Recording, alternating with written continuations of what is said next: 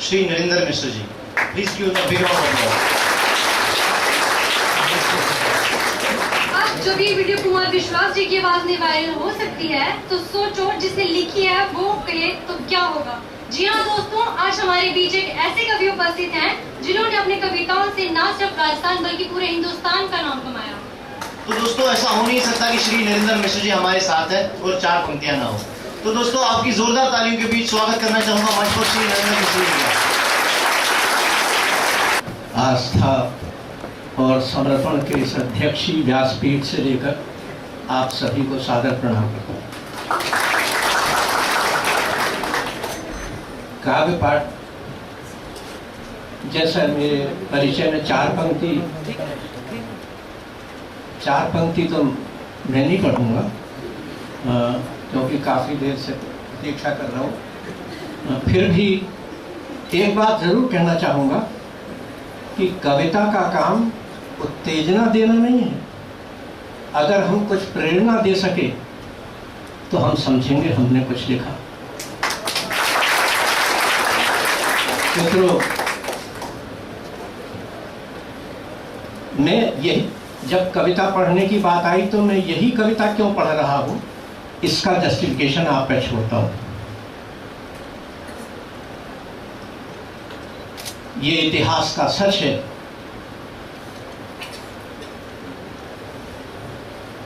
कि स्वतंत्रता और स्वाभिमान की रक्षा के लिए मेवाड़ का नाम स्वर्णाक्षरों में लिखा जाता है, लेकिन ये भी उतना ही सच है कि जब सांप्रदायिक या हिंदू मुस्लिम एकता के पृष्ठ को किसी ने कालजयी अगर प्रेरणा दी है तो वो भी चित्तौड़गढ़ ही है।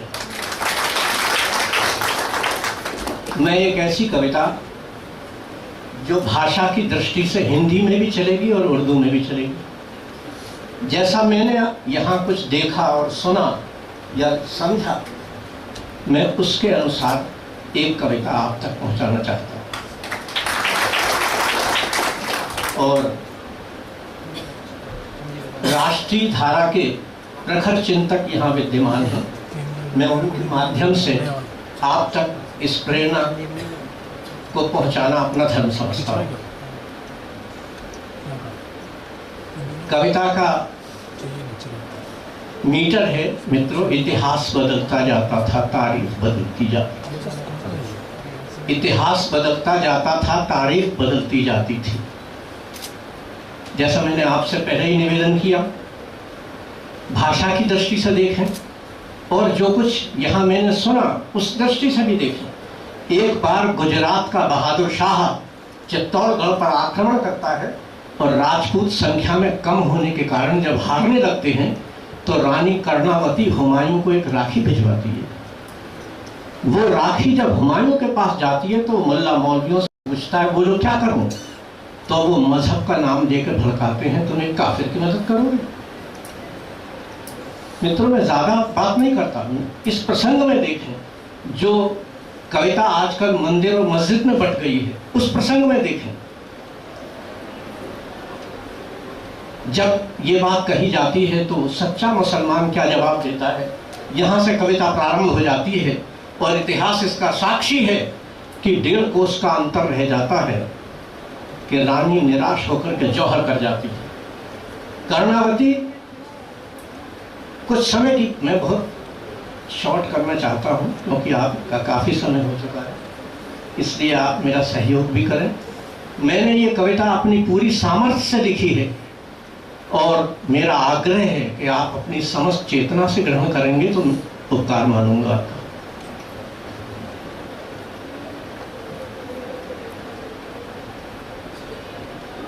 इतिहास बदलता जाता था, तारीख बदल, जब मुल्ला मौलवी भड़काते हैं तुम एक काफिर की मदद करोगे? लेकर शानित कृपाण कर में तब शाह हुमायूं गर्व उठा, जिसके भीषण दुर्जय रव से वसुधा का साहस डर उठा।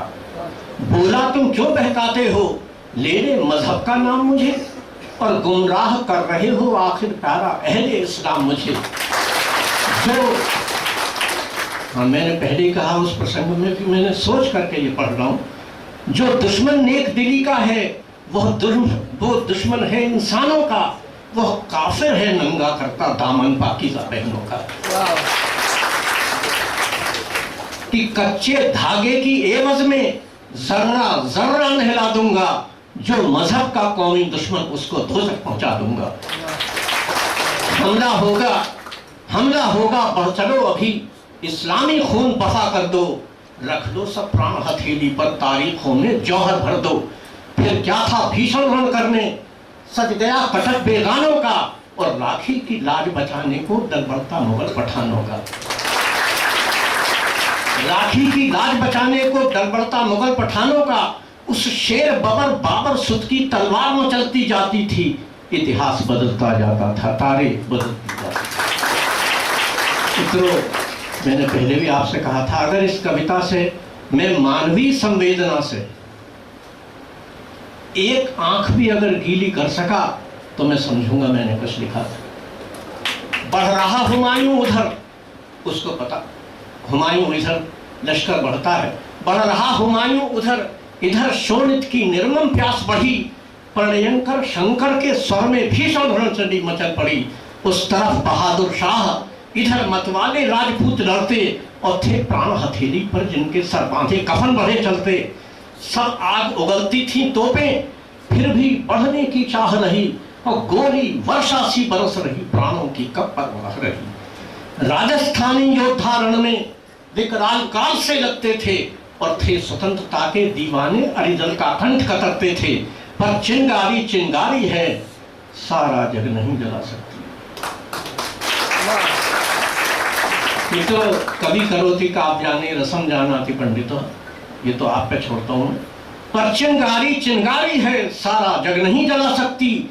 मानी दिनकर की एक किरण, सारा तम नहीं हटा सकती। आखिर केसरिया झंडे की तिल तिल भर ताकत जूझ गई। भगवान बुद्ध की ये धरती उस दिन शोणित में डूब गई। भगवान बुद्ध की यह धरती उस दिन शोणित में डूब गई। तब तक न हुमायूं आ पाया, महलों की हिम्मत टूट गई। भाई के आने की आशा रानी के मन से छूट गई। चित्तौड़ दुर्ग में जौहर की तब चाह मचलती जाती थी। इतिहास बदलता जाता था। मित्रों, आपने देश के मूर्धन्य कवियों से जौहर पे लिखी हुई कविताएं सुनी होंगी, पढ़ी होंगी। मुझ जैसे हिंदी के सबसे छोटे कवि से कुछ पंक्तियां मैं सादर। वृद्धा माताएं एक तरफ, यहाँ जौहर कब होता था, वृद्धा माताएं एक तरफ, बहनें जलती दूसरी तरफ, और तूफानी जोश भरा दिन में जलती बालाएं एक तरफ। कुछ थी साजन घर जाने को, कुछ की बारात दरवाजे पर आई हुई थी। कुछ थी साजन घर जाने को, अंतर में भामर का स्वर था। डोली फूलों से सजी हुई, पैरों में लगा महावर था। कुछ मेहंदी हाथ रचाई थी, मुख पर झिलमिल अवगुंठन था। हल्दी से चूनर पीली थे, कर में परिणय का कंकर था। पर भस्म हो गई हंस हंस कर चित्तौड़ दुर्ग की महिलाएं। इतिहास कीर्ति दोहराएगा, जौहर साहस की प्रतिमाएं। चढ़ गई चिता पर कर्मवती, भाई को पता न लग पाया। बस 1.5 कोस का अंतर था, तब तक न हुमायूं आ पाया। हो गया बहादुर शाह मगन, यहां से आपका विशेष ध्यान चाहूंगा। हो गया बहादुर शाह मगन, दुंदुबी जीत की बजवाई। तब ही अल्लाह अकबर की ध्वनि एक बार फिर से आई। तब ही अल्लाह अकबर की ध्वनि एक बार फिर से आई। मुगलों ने तलवारें खींची, बाबर का बेटा आ पहुंचा, और हिंदू रानी का मुसलमान भाई आखिर आ ही पहुंचा। हिंदू रानी का मुसलमान भाई आखिर आ ही पहुंचा। कि मजहब की कौमी कट्टरता उस रोज पे घलती। आपका ध्यान चाहूंगा, जो कविता के निकट के व्यक्ति हैं और जो आज का माहौल है, मैं ज्यादा बात नहीं करता। मजहब की कौमी कट्टरता उस रोज पिघलती जाती थी। इतिहास बदलता जाता था, तारीख। सारे लश्कर को रोक हुमायूं, एक बार बोला फिर से, मेरे बहादुरों मजहब की लिख दो तारीख नए सिर से। मेरे बहादुरों मजहब की लिख दो तारीख नए सिर से। ये बहादुरों की धरती है, हिम्मत तूफानी कर लो अब। है फर्ज तुम्हारे कंधे पर, भाई का पानी रख लो अब। पीछे न कदम रखना शेरो, है आज आजमाइश सबकी। ले लो तलवार, बढ़ो आगे, अल्लाह मदद को है सबकी। फिर क्या था पल की देर न की, फिर क्या था पल की देर न की, लश्कर दुश्मन पर टूट पड़ा, मानो ज्वालाएं गर्भ लिए पर्वत से दरिया फूट पड़ा। दुश्मन तब तक संभला ही था, मुगलों ने घेर लिया आकर, शस्त्रों के अगणित वार हुए अभिमानी अरिदल के सर पर, मानवता के बल के आगे दानव की क्या चल सकती थी। आज के मंच को मुख्य आतिथ्य को समर्पित करता हूं। मानवता के बल के आगे दानव की क्या चल सकती थी, जब दुष्ट बहादुर शाह भगा सेना कैसे रुक सकती थी। जालिम के मंसूबों की अब तकदीर बदलती जाती थी। इतिहास मित्रों, बस 2 मिनट की 1.5 मिनट की बात और है। इसी के लिए मैंने इतनी लंबी कविता लिखी है और आपका विशेष ध्यान चाहूंगा। जो राष्ट्रीय धारा के चिंतन में बहुत बड़ा काम कर रहे हैं, मैं उनको समर्पित करता हूं ये पंक्तियां। हुमायूं ने उसे हरा दिया, बड़ा बहुत उसके मन में प्रसन्नता है, दौड़ करके महलों में जाता है, वहां क्या मंजर दिखाई देता है। थोड़ा मैं भावुक हो जाता हूं। महलों में शाह गया लेकिन मरघट सी खामोशी पाई। उसके मन में मैंने मदद की। महलों में उसको कुछ मालूम नहीं क्या हुआ यहाँ। महलों में शाह गया लेकिन मरघट सी खामोशी पाई, चित्तौड़ दुर्ग के प्रांगण में जौहर की आग नजर आई। जब राख बहन की देखी तब जैसे सीने में लगा तीर, फट गई हुमायूं की छाती, करुणा क्रंदन कर उठा ली। केवल इन 2 पंक्तियों के लिए मैंने पूरी कविता लिखी। महलों में शाह गया लेकिन मरघट सी खामोशी पाई, चित्तौड़ दुर्ग के प्रांगण में जौहर की आग नजर आई। जब राख बहन की देखी तब जैसे सीने में लगा तीर, फट गई हुमायूं की छाती, करुणा क्रंदन कर उठा वीर। तू राजपूत थी, मैं समझता हूं इन 2 पंक्तियों से अच्छा मैंने जिंदगी में नहीं लिखा। तू राजपूत थी, हिंदू थी, क्या यही बात तूने देखी। तू राजपूत थी, हिंदू थी, क्या यही बात तूने देखी। और मैं मुसलमान था इसीलिए तूने राह मेरी देखी। तू राजपूत थी, हिंदू थी, क्या यही बात तूने देखी। मैं मुसलमान था इसीलिए तूने राह मेरी देखी।